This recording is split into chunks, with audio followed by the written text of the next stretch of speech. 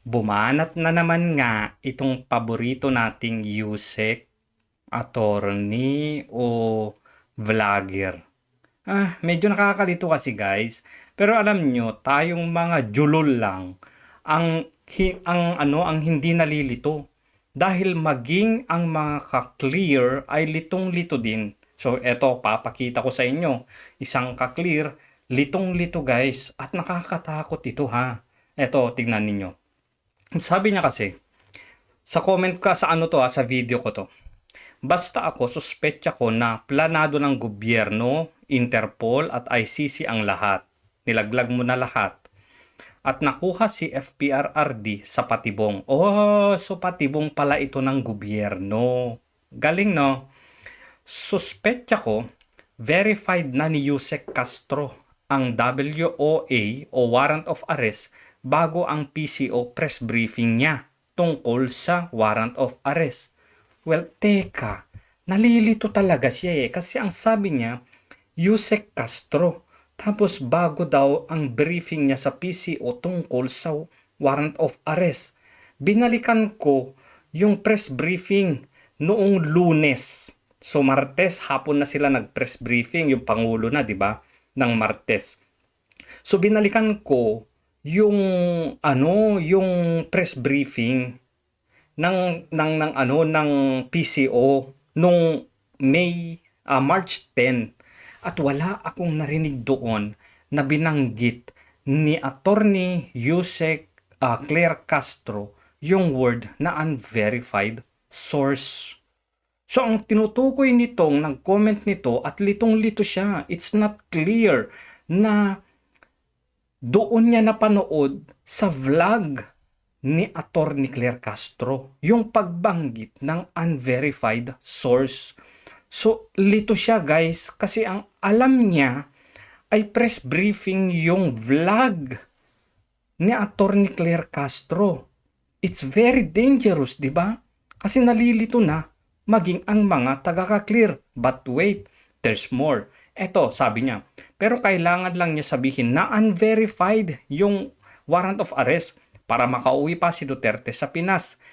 Kasi kung ipapalabas nila kaagad na verified ang warrant of arrest habang nasa Hong Kong si Duterte, baka hindi na umuwi. So sinasabi mo ba dito na sa vlog ni Attorney Claire Castro ay niloko niya tayo? This is dangerous, sabi ko sa inyo. Kasi ang pagkakaintindi niya ay deliberate yung ginawa ni Attorney Claire Castro na pagsasabi na unverified yung source, which is ang alam niya o ang nasa imagination niya o naiintindihan ng kaklear na ito, sinadya ni Attorney Claire o Yusek Claire na magsabing unverified yung source. Di ba nakakatakot? Hindi lang ito yung nabasa kong ganitong comment, marami pa na baka nagpanggap lang daw itong si Attorney Claire sa vlog niya, which is ang alam niya ay Yusek ang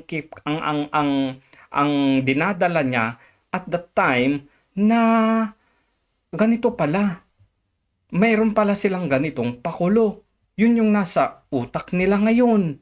So, ang sinasabi nila at aminado at nilaglag nila si Claire Castro dito na na fake news, nagpapakalat ng impormasyon para lituhin ang sambayan ng Pilipino. Tuloy nga natin, suspetya ko natimbrehan lang sa plano si Yusek Castro after nung vlog niya at before press briefing tungkol sa warrant of arrest. Wow! So, ang nasa utak niya at maraming ka-clear na ganito na natimbrehan na si Yusek na ang sabihin lang niya ay unverified pa. Para lituhin ang mga Pilipino at lituhin si Pangulong Duterte. This is very, very dangerous, guys. Nakakatakot ito. Maraming followers itong si Attorney Claire Castro. Hindi lang followers, marami din siyang yatang mga subscribers, I don't know. So, nakakalito talaga na nagva-vlog pa si Attorney Claire. Ito yung isang ebidensya na hindi lang ang mga julol ang nalilito. kundi pati yung mga attack dog ng attack dog. So, syempre, hindi natin maiwasan na yung mga garabatang kumakahol, ayon sa kanya, kumakahol ng garapata ngayon, malilito din talaga. Okay, punta na tayo dito sa video na to. Kasi tumira na naman siya dito, guys eh. Eto na naman, hindi ko alam kung Yusek na naman siya dito o kaya vlogger na naman siya. Panoorin natin to. Ambush interview po kagabi ni VP Sara, binanggit niya na yung pag-aresto kay dating Pangulong Rodrigo Duterte is parang state kidnapping daw po. Any reaction from the palace? State kidnapping. What does he mean by that? What does he mean? No, what does she mean by that? Okay. Na-correct naman pala. Nagkamali lang. Kalma. State kidnapping. Well, I guess I have to stick with the word kidnapping. Hindi eh. Wag mo na, bakit mo kukunin lang yung kidnapping? Sabi nga niya, state kidnapping, very precise. Ba't mo iniiba? Siyempre, mag-iiba ka ngayon ng meaning dito. Ano-ano po ba yung elements ng kidnapping? May mga elements daw ng kidnapping ha. Ba? Pagkuha ng sapilitan Pagkuha ng sapilitan ng walang otoridad. ng walang otoridad. Yung pinakasimple. Yun ang pinakasimple para sa taong bayan. Pinakasimple daw sa taong bayan. Pero hindi mo binigay lahat ng elemento ng kidnapping. Hindi eh. Ang ano mo lang ay sapilitan na pagkuha. Balikan nga natin. Ano-ano po ba yung elements ng kidnapping? Ba? Pagkuha ng sapilitan Pagkuha ng sapilitan ng walang otoridad. ng walang otoridad. So lang yun lang yung basis niya. Kasi ang iaano niya dito ay meron namang otoridad eh. Kinuha siya, so hindi yun kidnapping. Pero tingnan nga natin yung ibang elemento ng kidnapping. Wala eh. Nagbibigay ka lang ng definition ng kidnapping na para sa'yo at maintindihan ng taong bayan para pumasok dun sa naratibo ninyo na wala namang persahang naganap at walang kidnapping. Eto, tingnan natin to. Ang sabi dito, the elements of kidnapping generally include the following. Number 1, unlawful taking or abduction. The victim is taken. Nakuha ba si Pangulong Duterte? Of course, kinuha siya. Na-confined ba? Of course. Move against their will? Kinuha ba siya na against sa will ni Pangulong Duterte? Of course. Nagsisisigaw nga yung matanda eh. Na kinuha nila ako dito. I'm here. Na hindi na ano bang tayo ba yung ano niya? With not in my own volition. So sa pilitan na kinuha talaga siya. Pasok yung kidnapping? Pasok. Use of force, threat, or deception. The abduction is carried out through physical force, intimidation, fraud, or coercion. Na-coerce ba siya? Of course, kasi against sa will na nga niya eh. May intimidation bang nangyari? Meron. Ano ang patunay dyan na merong intimidation na nangyari?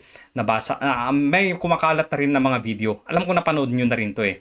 Na tinatanong nung isang matanda kay Torre kung saan ba yung destination o dadalhin si Pangulong Duterte. Ano sagot ni Torre?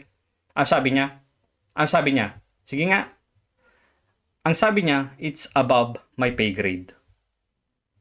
Intimidation dahil mayroon pang kasunod na sinabi. Ano? Ang sabi niya, we can do it in the easy way, or the hard way. Di ba? May intimidation. Sabi niya, kung ayaw niyong sumunod sa akin, pupersen ko kayo. Di ba? Pasok sa kidnapping? Pasok. Pero hindi mo to binanggit. Lack of consent. The victim does not voluntarily agree to the taking or confinement. Eto, nasabi na natin kanina. It's not in my own volition daw, sabi ni Pangulong Duterte. I hope tama yun ha. Sabi niya, so it's lack of consent. Pasok sa kidnapping? Pasok. Intent. The perpetrator has the intention to hold, confine, or transport the victim unlawfully. Now, intention to hold? Of course. Dinetain nga siya eh. Confine? Of course. Transport the victim unlawfully? Of course. Nasa dahig na nga, nasa Netherlands na. Pasok sa kidnapping? Pasok. Purpose. The kidnapping is often done for a specific purpose. Ano ba yung purpose niya? Such as ransom, extortion, harm, human trafficking, or as leverage in a dispute. Hindi yata papasok dito. Pero I don't know ha. Now, maraming element ang kidnapping at pasok. yung apat na element ng kidnapping sa ginawa kay Pangulong Duterte. And then, sasabihin mo dyan sa PCO briefing na yan na ay hindi, walang kidnapping kasi wala namang puwersang naganap. Ano ba naman yan? Grabe! Pagtitwist sa atin ng PCO, no? O sige, eto. Balikan nga natin to. Yan yung pinakasimple. Yan ang pinakasimple para sa taong bayan. Unang-una po, paano po magiging kidnapping kung may warrant of arrest? It was issued by an authority, Authority who? by the court. Whose court? Court ng Pilipinas? Bakit tila lumilihis sila dito sa usapin na ICC nga nang galing yung warrant of arrest?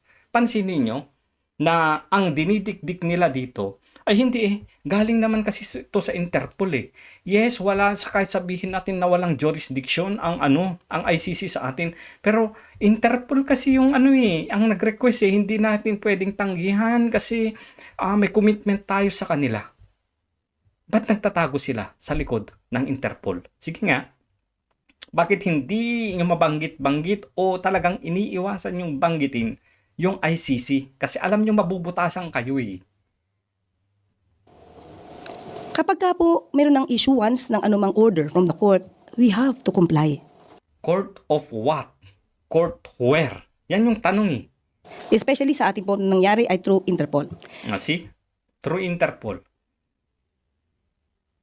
Doon sila talaga bumabalik Yun talaga yung narrative nila Through Interpol di ba?